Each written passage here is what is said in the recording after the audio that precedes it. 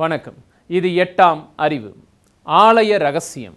இந்த ஆலய ரகசியம் அப்படிங்கிற பகுதிக்கு கீழே நம்ம கோயிலை பற்றியும் கோயிலில் கொண்டாடப்படக்கூடிய விழாக்களை பற்றியும் தேரோட்டத்தை பற்றியும் மஞ்சள் நீராட்டை பற்றியும் அதே போல் மாரியம்மன் கோயில் விழா, அந்த மாரியம்மன் கோயில் விழாவில் வேப்பிலையினுடைய மகிமைகள் என்னென்ன அப்படிங்கிறத பற்றியும் கோயிலை நம்ம சுற்றி வரனால நமக்கு என்னென்ன நன்மைகள்லாம் கிடைக்கும் அப்படிங்கிறத பற்றியும் ஆன்மீகத்தில் இருக்கக்கூடிய நிறைய அறிவியல் உண்மைகளை இந்த 8ஆம் அறிவு நிகழ்ச்சியில் ஆலய ரகசியம் அப்படிங்கிற பகுதிக்கு கீழே நம்ம தொடர்ந்து அலசிக்கிட்டு வரோம். அந்த வகையில் இதுவும் அதனுடைய ஒரு தொடர்ச்சி தான். கோயில்களின் வடிவமைப்பு எதை காட்டுகிறது? பூஜைகளின் போது என்ன நடக்கிறது? கோயில்களில் சிலைகள் அமைத்ததின் நோக்கம் என்ன? கோயில் மண்டபங்களின் பின்னணி என்ன? உருவ வழிபாடு செய்வது ஏன்? யோக ஞான நெறிகளை விளக்கும்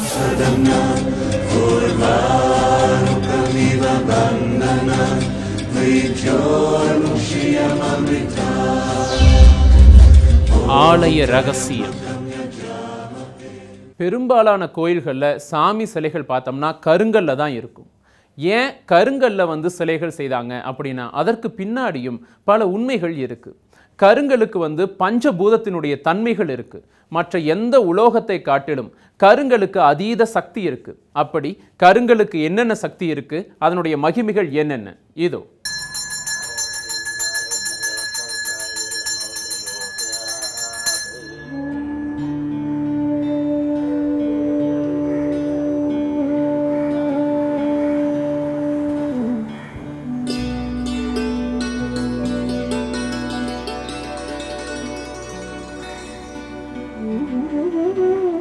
ஹலோ. நம்ம இந்த வாரம் ஆலய ரகசியத்தில் இருக்கக்கூடிய சக்தி வழிபாடு, உருவ வழிபாடு இவற்றை பற்றியெல்லாம் நம்ம பார்க்க போகிறோம். இப்போ நான் இதை பற்றி நேற்று ரொம்ப சிந்தனையில் இருந்தேன். இந்த வாரம் நம்ம என்ன சொல்ல போகிறோம் அப்படின்றப்ப அந்த நேரம் பார்த்து என்னோடய க்ளோஸ் ஃப்ரெண்டு வந்தார். அவரும் நானும் 10 வருஷமாக பழகிட்டுருக்கோம். இப்போ நீங்கள் பார்த்துராத கண்டிராத உருவமே இல்லாத ஒரு பொருளை நினச்சிக்குங்க அப்படின்னு சொன்னேன். அவர் என்னை ஒரு மாதிரி பார்த்தார். நெக்ஸ்ட் பாசான்ட்டார். அந்த கேள்விக்கு பதில் சொல்ல விரும்பலை. அப்போ நான் மறுபடியும் சொன்னேன், அந்த உருவம் இல்லாத பொருள் மேலே உங்கள் அக்கறையும் அன்பும் செலுத்த முடியுமா அப்படின்னு கேட்டார். சார் நான் வர்றேன் அப்படின்னு எந்திரிச்சே போயிட்டார். இதில் என்ன ஒரு உண்மைன்னா, நம்ம உருவம் இல்லாத பொருளை எந்த மனித மனதால் நினைக்க முடியாது. அதே மாதிரி அந்த பொருள் மீது அன்போ அக்கறையோ செலுத்த முடியாது. அந்த அன்போ அக்கறையோ செலுத்த முடியாத அந்த பொருள்கிட்ட இருந்து நம்ம எந்த பயனும் பெற முடியாது. இதுதான். இதெல்லாம் சூட்சம வடிவத்தில் இருக்கக்கூடிய செய்திகள் நம்ம மனசுக்கு வரணும்னா அதோடு நம்ம தொடர்பு கொண்டு இருக்கணும். அப்போ தான் அது வரும். மனம் இதில் ரொம்ப முக்கியமான பங்கை வகிக்குது. இப்போ ஒருத்தர் மின்சாரத்தை பார்த்துருக்கீங்களா அப்படின்னு ஒருத்தர்கிட்ட நம்ம கேள்வி கேட்டோம்னா பார்த்துருக்க முடியாது. ஆனால் மின்சாரம் எங்கேயெல்லாம் வேலை செய்யுதுன்னு அவருக்கு தெரியும். ஒரு பல்பு வழியாக போகிறப்ப அது ஒளியை கொடுக்குது. ஒரு அயன் பாக்ஸ் வழியாக போகிறப்ப ஹீட்டை கொடுக்குது. அதே மாதிரி டெலிவிஷன், டிவி இதுகளெல்லாம் வரும்போது அந்த மின்சார தன்மையை அவன் உணர்ந்துக்கிறான்.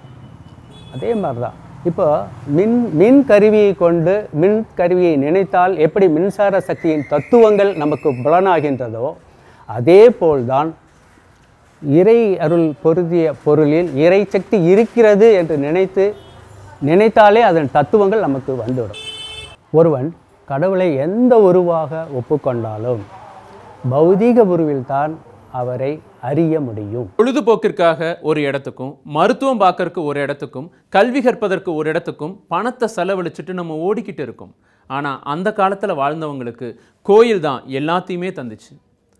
பொழுதுபோக்காக மட்டும் இல்லாமல் அதில் நல்ல விஷயங்களும் கொடுத்தது. நாடகங்கள் மூலமாக, நாட்டியங்கள் மூலமாக பொழுதுபோக்கு அம்சத்தோடு சேர்ந்து நல்ல விஷயங்கள் மக்களுக்கு சொல்லிக் கொடுக்கப்பட்டுச்சு. கல்விக்கூடங்களாக பல கோயில்கள் காலகாலமாக தொடர்ந்து வழியாக வந்துக்கிட்டு இருக்கு. கோயில்கள் கல்விக்கூட பணியையும் ஆட்சி இருக்கு. மருத்துவ பணி மட்டும் இல்லாமல் இன்னும் பலவிதமான பணிகளை கோயில் மக்களுக்காக, மக்களுடைய நன்மைகளுக்காக காலகாலமாக செய்து வந்துக்கிட்டு இருக்கு.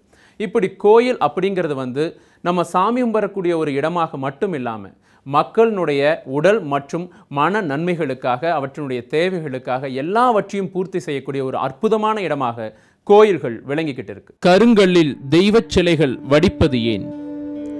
கருங்கல்லில் சிலை வடிப்பதன் ரகசியம் ஆகம விதிகளின்படி கருங்கல்லால் கட்டப்பட்ட பழங்கால கோவில்களிலும் வேத ஆகம சிற்ப சாஸ்திர முறைப்படி யந்திர ஸ்தாபனம் செய்து தெய்வ திருவுருவங்களை கருங்கல் சிலையாக பிரதிஷ்டித்து தினமும் முறையாக பூஜை செய்து வரும் கோவில்களுக்கு நாம் சென்று தரிசனம் செய்யும் வேளையில் நம் உடலில் ஓர் சக்தி ஊடுருவி செல்வதை அனுபவபூர்வமாக உணரலாம் என்கிறார்கள் பெரியவர்கள். ஆகவேதான் பெரும்பாலும் சிலைகளை கருங்கல்லில் வடிவமைக்கிறார்கள். தமிழ்நாட்டில் உள்ள பெரும்பாலான கோவில்களில் விக்கிரகங்களை உலோகத்தால் செய்யாமல் கருங்கல்லால் செய்வார்கள். இதற்கு முக்கியமான காரணம் உண்டு. உலோகத்தின் ஆற்றலை விட கருங்கல்லின் ஆற்றல் பல மடங்கு அதிகமானது. எந்த சக்தியையும் தன் வசம் இழுத்து கொள்ளும் தன்மையுடையது கருங்கல். அதில் நீர், நிலம், நெருப்பு, காற்று, ஆகாயம் என்னும் பஞ்சபூத தன்மைகள் அடங்கியுள்ளது. இது வேறு எந்த உலோகத்திலும் வெளிப்படுவது இல்லை.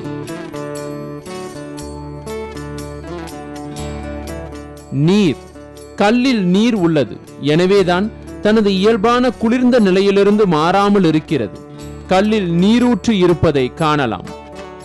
கர்நாடக மாநிலத்தில் சில கோவில்களில் கல்லில் நீரூற்று வருவதை நம்மால் காண முடியும்.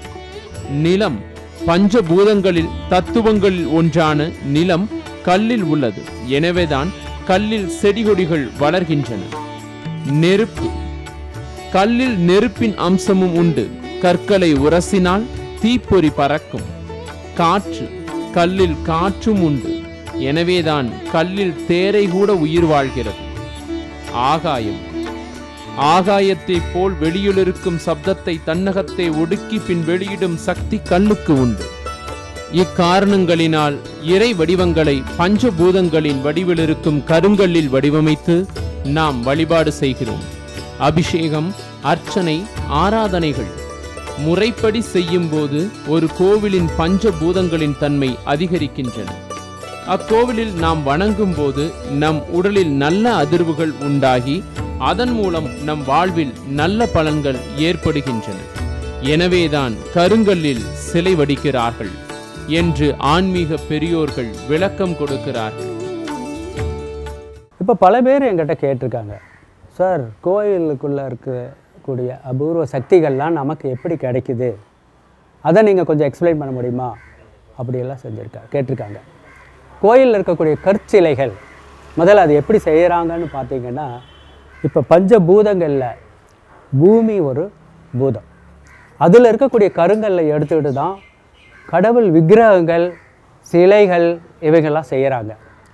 இப்போ அந்த சிலைகளை செய்யறதுக்கு முன்னாடி நீங்கள் பாறைகளில் பார்த்தீங்கன்னா, பாறைகளில் மேற்பகுதி முற்பகுதியெல்லாம் இருக்கும்.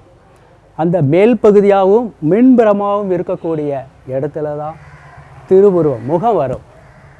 அதெல்லாம் கண்டுபிடிச்சு நுணுக்கமாக சிலைகளை செய்யணும். அப்போ தான் அதோடய சக்திகள் நல்லா மக்களுக்கு பயன்படக்கூடிய விதத்தில் இருக்கும். இந்த சிலைகளை செஞ்ச உடனே அப்படியே கொண்டு போய் பிரதிஷ்டை பண்ணிட மாட்டாங்க. அதை என்ன பண்ணுவாங்கன்னா 48 நாட்கள் தானியங்களில் வச்சுருப்பாங்க. தானியங்களுக்கு பிரபஞ்ச சக்தியை இழுக்கக்கூடிய சக்தி இருக்குது. அந்த தானியங்கள் இழுத்து அந்த கற்சிலைகளுக்கு கொடுக்கும். இந்த 48 நாட்கள் என்ன கணக்குன்னா, அது பிரபஞ்ச கணக்குன்னு நம்ம சொல்லலாம். 12 ராசிகள், 27 நட்சத்திரங்கள், 9 நவகிரகங்கள், இவற்றின் கூட்டுத்தொகை 48. இப்போ இந்த விக்கிரகங்கள்லாம் அந்த தானியத்தில் வச்சிருந்த பிறகு அதை பிரதிஷ்டை பண்ணுவாங்க. பிரதிஷ்டை பண்ணும்போது அதன் அடித்தளத்தில் நவரத்தினங்கள், பஞ்சலோகங்கள், நவதானியங்கள், பொற்காசுகள், இது மாதிரி பாசிட்டிவ் எனர்ஜி உள்ளதாக போட்டு அதுக்கு மேலே தான் சிலையவே வைப்பாங்க. வச்சுட்டு அந்த ஆலயத்தில் ஈசாடிய பகுதியில் யாகசாலைகள் அமைத்து அதில் வேத வித்வான்களை வைத்து ஆகம விதிப்படி மந்திரங்களை சொல்லி அதில் யாகத்தில் போடக்கூடிய வஸ்துக்கள் இருக்கிறது. அவற்றை பசு நெய்யில் நனைத்து யாகத்தில் போடுவார்கள். அதில் உண்டாகக்கூடிய பிரபஞ்ச சக்தியும் பாசிட்டிவ் எனர்ஜியும் தர்ப்பை பில்லில் கயிறு மாதிரி செஞ்சு யாகசாலையிலேருந்து மூல விக்கிரகத்துக்கு எனர்ஜியை, சக்தியை ட்ரான்ஸ்ஃபர் செய்வாங்க, மாற்றுவாங்க. அப்படி பண்ணாதான் அந்த விக்கிரகங்கள்.